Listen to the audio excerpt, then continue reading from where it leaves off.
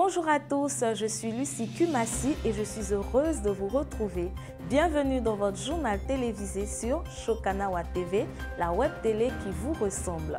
C'est avec un immense plaisir que je vous retrouve pour ce nouveau rendez-vous. Ensemble, nous ferons le tour de l'actualité nationale et internationale, tout frais payés bien sûr.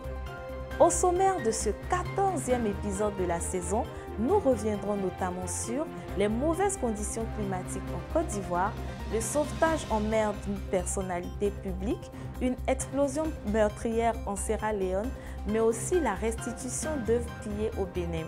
Et pour terminer, on vous parle d'une célèbre série sud-coréenne surcotée qui aura pourtant droit à une seconde saison. C'est pas hier ni demain, mais aujourd'hui sur Chokanawa TV, la web télé qui vous ressemble et vous rassemble. Côte d'Ivoire, après la pluie, le mauvais temps persiste. Alors que les premières traces de l'harmattan devraient se faire sentir avec ses cols roulés visibles un peu partout, le mauvais temps sévit actuellement en Côte d'Ivoire. En effet, de fortes pluies se sont abattues sur le pays et notamment la ville d'Abidjan.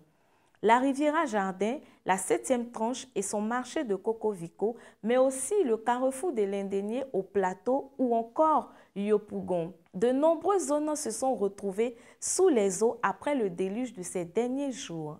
Ces nombreux épisodes pluvieux mettent en évidence les effets du réchauffement climatique. D'ordinaire, dans la zone du sud de la Côte d'Ivoire, la saison des pluies s'étend d'avril à juin. Or, ces dernières semaines, il y a un dérèglement et les compteurs explosent. Par exemple, la barre des 2000 mm d'eau par an, soit la pluviométrie à Abidjan est allègrement franchie.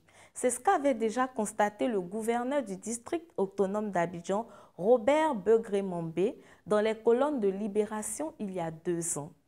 Pour rappel, en cas d'intempérie, il est inutile de vous déplacer, même si c'est pour récupérer un jeton qui doit tomber. On reste toujours les pieds dans l'eau avec un sauvetage incroyable mais vrai. Le Chinois Badro Escobar nage dans le buzz.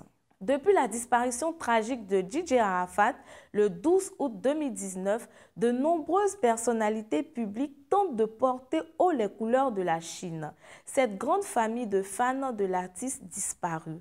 Et parmi tous ces porte-paroles autoproclamés, Badro Escobar est celui qui fait le plus parler de lui, encore un peu plus ces derniers jours. En effet, le seul blanc de la Chine aurait été sauvé par des pêcheurs après 3 jours en mer. Oui, vous avez bien entendu, 3 jours. Dès l'annonce de cette incroyable histoire, la toile ivoirienne s'est emparée de ce nouveau buzz. Entre comparaison et surtout moquerie, de nombreux internautes s'en sont donnés à cœur joie. Badro, lui, nage encore dans le buzz en attendant que Marvel l'appelle pour la suite d'Aquaman ou même James Cameron pour le remake de Titanic. Vous pouvez même être sûr qu'il tiendra plus longtemps sur la planche que Jack. Et on termine ce tour express de la Côte d'Ivoire avec une disparition tragique. Dernier chapitre pour l'écrivain Isaïe Biton Koulibaly. Après le photographe Franck Fanny, la légende Léonard Groguet, la culture ivoirienne perd l'un de ses plus illustres représentants, l'auteur à succès Isaïe Biton Koulibaly. Il est mort dans la nuit du mardi au mercredi 10 novembre. Critiqué par les uns, encensé par les autres, l'homme de lettres âgé de 72 ans ne laissait personne indifférent, notamment la gente féminine qui se passionnait pour ses romans. Récompensé par plusieurs prix, dont celui du Grand Prix ivoirien des lettres en 2005, avec son livre « Puissance des lettres », l'écrivain laisse derrière lui un héritage important. Yako à sa famille et que son âme repose en paix. Continuons le tour de l'actualité en Afrique, direction le Burkina. Procès Thomas Sankara, un général à la barre.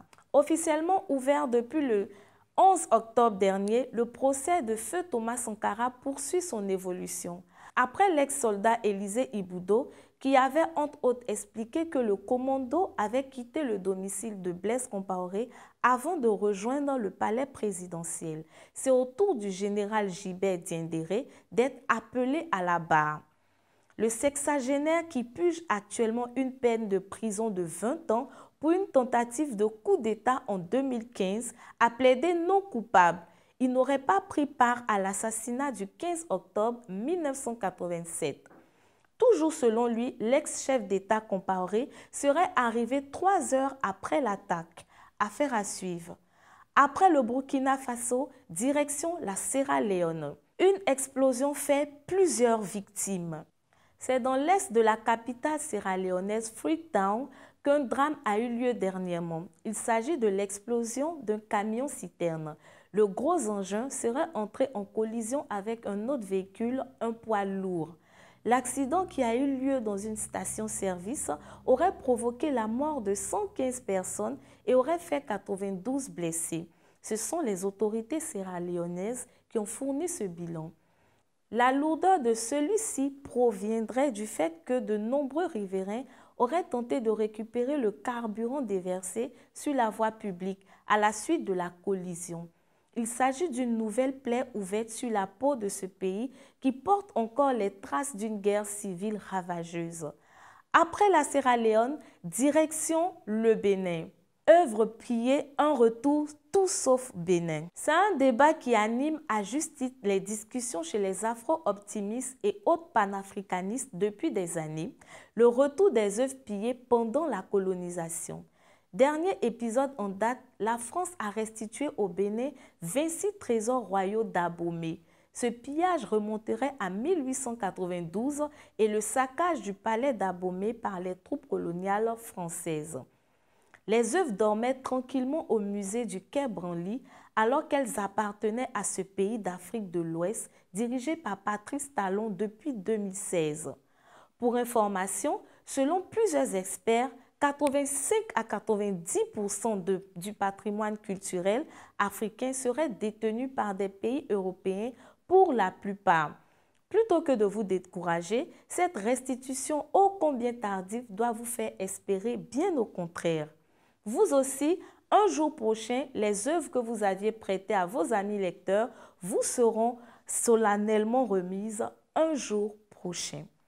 C'est parti pour le tour du monde en 80 secondes.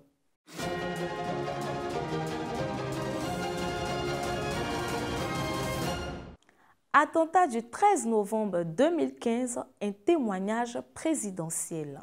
Il y a des jours qui font date. Le 11 septembre 2011 et les attentats du World Trade Center, le 11 avril 2011 et l'arrestation de Laurent Gbagbo, ou encore le 13 novembre 2015 et les attentats de Paris.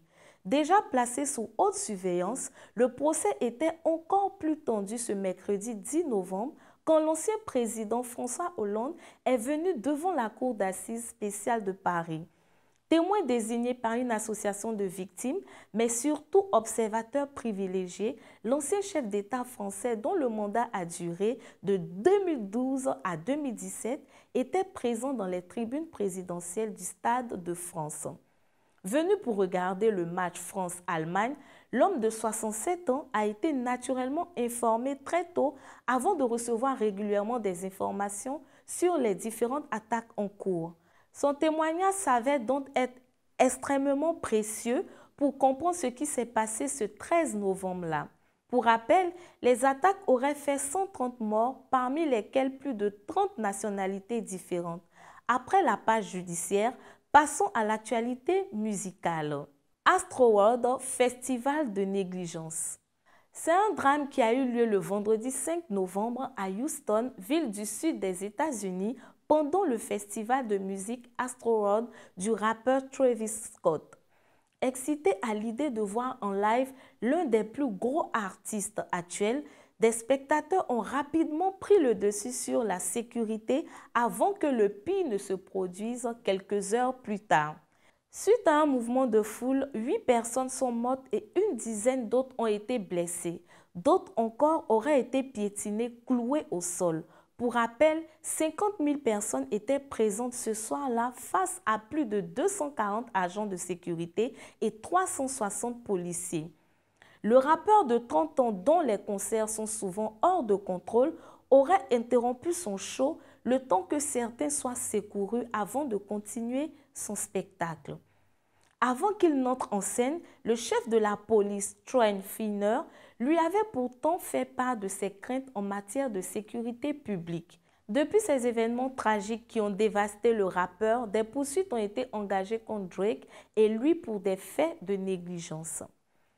Sans transition, on termine ce tour du monde par la Corée du Sud.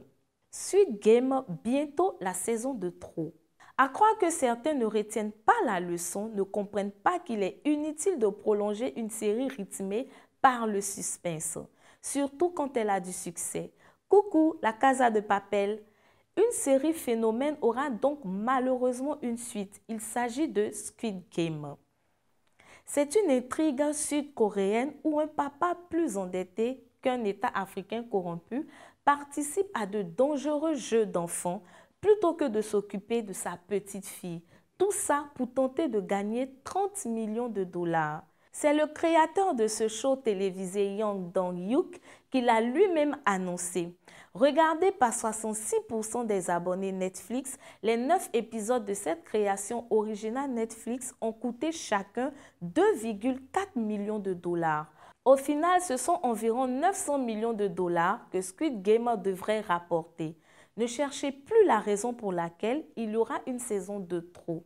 En tout cas, vous pourrez dire que vous l'aurez entendu pour la première fois ici sur Shokanawa. Voilà, c'est tout pour aujourd'hui. Rendez-vous la semaine prochaine et d'ici là, portez-vous bien et n'oubliez pas de vous abonner à notre page YouTube. À très vite sur Shokanawa TV, la web télé qui vous ressemble.